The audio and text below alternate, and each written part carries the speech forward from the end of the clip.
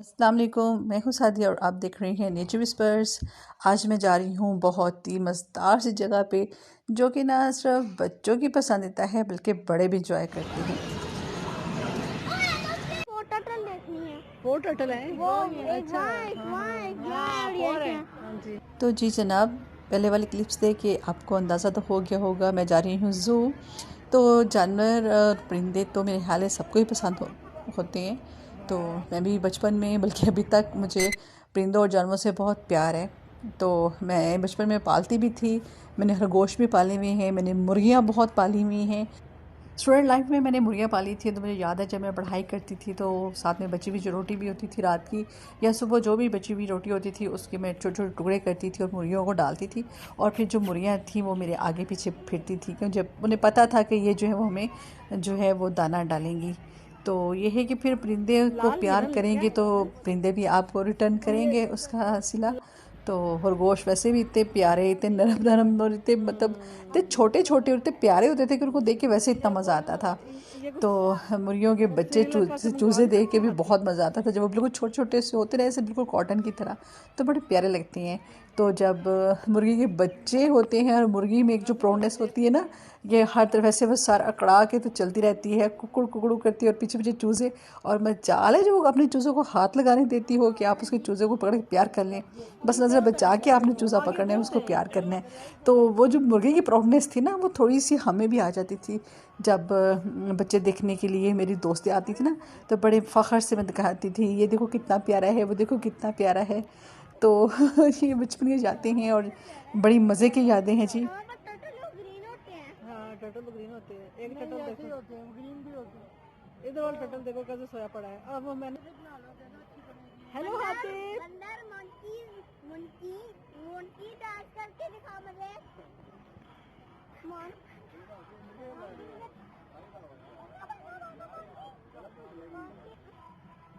शेर के पिंजरे के पास चले जाए, मजाल है जो कोई आपको ये कह जाएगा कि तुम इस जैसे हो, ये तुम इस जैसी हो।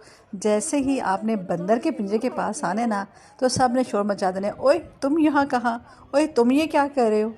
तो ये भी बचपन की यादों में से एक याद है कि हमेशा आपको ही कहा जाता था, ओए तू इतने किथे, ओ तेरा पिंजरा तो खाली है, तू किथे में। तो फन होता है, जू जाके हमेशा मज़ा आता है।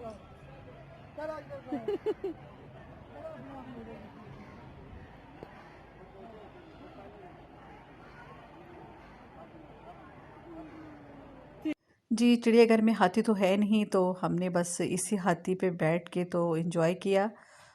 बच्चों को शौक़ होता है हाथी देखने का, लेकिन क्योंकि हाथी नहीं था तो हमने कहा चलें इसकी आप सैर कर लें। तो मज़ा आया इसको, हाथी को भी इस पे बैठ के सैर करने का।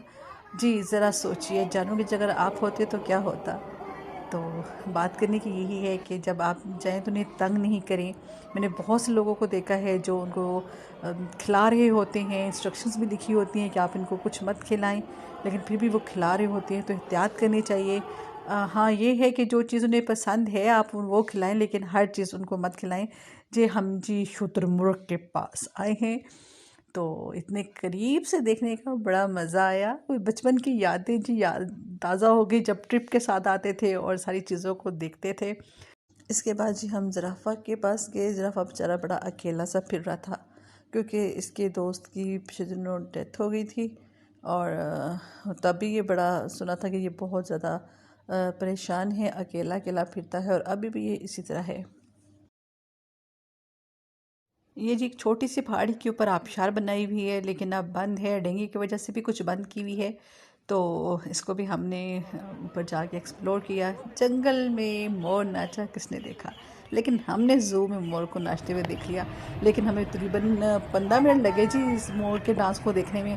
ये जी हम स्टिल अभी ऊपर आबशार के पास में और हम ज़रा थोड़ा सा इंजॉय कर रहे हैं। तो आप भी देखिए। ये जी बचपन का शौक़ जो है वो कभी कभी सर उठाता है। तो मुझे किसी ने गिफ्ट किए थे 2 बर्ड, तो 2 मैं फिर खुद ले आई। तो हालांकि मैंने ये बर्ड हाउसेस भी लगाए हुए हैं, इन पर स्टिल अभी बर्ड्स आके बैठती हैं। और एक बड़ी मज़े की बात है बर्ड्स के बारे में कि जो पुराने साल के बर्ड्स जो उन्होंने अपना घोंसला बनाया होता है तिनके इकट्ठे करके, तो वो जो नए बर्ड्स आते हैं वो बिल्कुल उसको बिल्कुल क्लियर कर देती हैं। ऐसे जब मेरे पास ये पेयर आया तो मेरे पास बर्ड हाउसेस में से पड़ा हुआ था एक बर्ड हाउस, तो मैंने वो उठा के ना तोतों के पास रख दिया। तो उसमें यकीन करिए इतने बड़े बड़े कंकड़ थे और वो इतने ज़्यादा तिनके थे, तोती ने वो सारा पूरा घर क्लियर किया। बातें तो चलती रहती हैं और दिल भी करता है कि बातें कभी ख़त्म ना हो, लेकिन हम चलते हैं अपनी रेसिपी की तरफ। समोसा ट्विस्टर बनाने के लिए 1 कप मैंने ले लिया है मैदा और उसमें मैंने हाफ़ टी स्पून डाला है नमक और हाफ़ टी स्पून डाला है मैंने इसमें ज़ीरा और 1 टेबल स्पून मैंने इसमें डाला है ऑयल। और पानी इतना मैं शामिल करूँगी जिससे ये जो है डो हमारी तैयार हो जाए, आटा हमारा मैदे का जो है वो गूंद जाए। और उसको तकरीबन 15 से 20 मिनट तक मैं एक साइड पर रख दूँगी। जब हम इसके 15-20 मिनट के बाद देखेंगे तो ये बिल्कुल स्मूथ हो चुका हुआ होगा। अब मैंने ले लिए हैं 3 से 4 आलू, उनको मैंने बॉईल कर दिया है तकरीबन आधा दिन पहले मैंने इसको बॉईल कर दिया था। अगर आप 1 दिन पहले भी इसको बॉईल कर दें और रख दें तो ये इसका जो है वो लेस जो होती है वो नहीं बनती। तो आप 1 दिन पहले आलू बॉईल कर लें और उसको फ्रिज में रख दें और उसको मैश करें। उसमें डालें 1 टीस्पून नमक, 1 टीस्पून इसमें रेड चिली पाउडर डालें, 1 टीस्पून आप इसमें गरम मसाला डालें, हाफ़ टी स्पून इसमें धनिया पाउडर डालें, हाफ़ टी स्पून इसमें ज़ीरा पाउडर डालें और इसमें आप फ्रेश कोरिएंडर डालें। आधा चाय का चम्मच आप इसमें साबुत ज़ीरा डालें, 1 खाने का चम्मच आप इसमें चावल का आटा डालें। चावल का आटा आलूओं को अच्छी तरह से बाइंड कर देगा और निकलने नहीं देगा मैदे को समोसों से, ट्विस्टर समोसों से बाहर। आधा दिन पहले बॉईल करने का मतलब ये है कि अगर आपने शाम को बनानी है तो आप सुबह बॉईल कर लें और अगर आपने दोपहर के वक्त बनानी है तो आप 1 दिन पहले आलूओं को बॉईल कर लें। अब जो हमने मैदा बनाया था उसके हमने 2 पेड़े बना लेने हैं, रोटी की तरह हमने इनको बेल लेना है। और जिस तरह आलूओं के पराठे के लिए आप एक पट पे मेज़ा लगाते हैं, इसी तरह आपने इस बेल हुए पेड़े पे आपने मेज़ा अच्छी तरह से लगा लेना है और फिर दूसरी परत इसके ऊपर डाल के एक दफ़े से फिर इसको अच्छी तरह से बेल लेना है, जैसा एक रोटी बनाते हैं उस तरह से। इस तरह से आपने इतनी बड़ी रोटी तैयार कर लेनी है।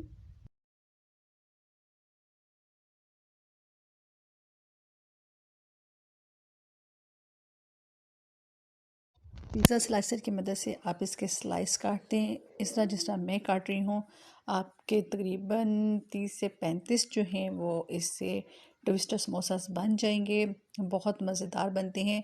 जो लोग क्रिस्पी समोसा खाना चाहते हैं, ये क्रिस्पी भी हो और उसमें आलू भी आए, तो ये समोसे आप ज़रूर ट्राई कीजिएगा। बच्चे बहुत शौक़ से खाते हैं क्योंकि क्रंचीनेस भी आती है इसमें और इसमें आलूओं का टेस्ट भी आता है, तो बच्चे जो हैं वो बहुत शौक़ से खाएंगे। अब एक एक स्लाइस को लेके उसको ट्विस्ट करते जाएं तो इससे आपके ट्विस्टर समोसा रोल तैयार हैं। इनको डीप फ्राई करें, जैसे ये गोल्डन हो जाएं दोनों साइड से तो इनको पेपर टॉवल पर डाल लें ताकि जितना भी एक्स्ट्रा ऑयल है वो निकल जाए। तो आप गर्मा गर्म ये वाले ट्विस्टर समोसास खाएं।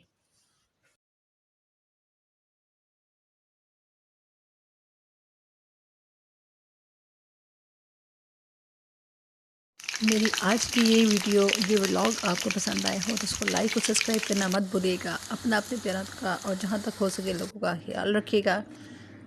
अल्लाह हाफिज़, अल्लाह निगहबान।